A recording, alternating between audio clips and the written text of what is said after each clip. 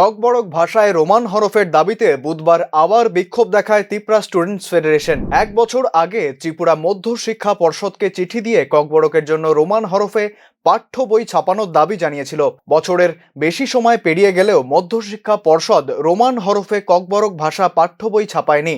এ নিয়েই বুধবার সকালে আগরতলা সার্কিট হাউস গান্ধী মূর্তি এলাকায় শতাধিক টিএসএফ সমর্থকরা বিক্ষোভ দেখায়। মঙ্গলবারই বিধানসভায় বিরোধী দলনেতা অনিমেষ দেববর্মার এক প্রশ্নের জবাবে মুখ্যমন্ত্রী মানিক সাহা ককবরকে রোমান হরফ চালু করার বিষয়ে রাজ্য সরকারের তরফে সিবিএসইকে চিঠি পাঠানো হবে বলে জানিয়েছে। সিবিএসইকে চিঠি দিয়ে কবে নাগাদ সিবিএসই ককবরকের জন্য রোমান হরফে অনুমোদন দেবে তাতে ত্রিপুরা স্টুডেন্টস ফেডারেশনের কোনো আস্থা নেই।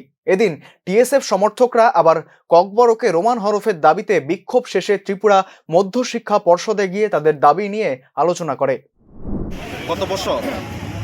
গতকালকে তো আমরা দেখছিলাম চিফ মিনিস্টার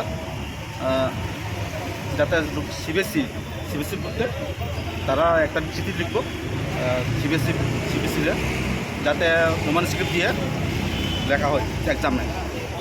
কিন্তু এটা আমরা মানছি, কিন্তু কবে লেখা হবে তো আমরা জানি না। কবে আমরা মানি, আমরা অপেক্ষা করবো।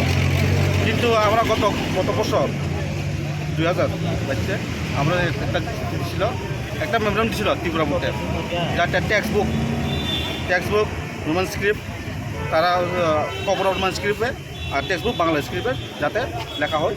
আমরা এই মেমোরাম ছিল, কিন্তু আমরা আজ পর্যন্ত কোনো চিঠিও পাইছি না, কোনো সুরাহও পাইছি না।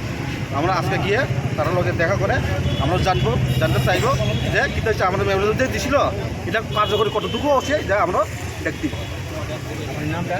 আমার নাম Pintu Debnath, vice president TSF.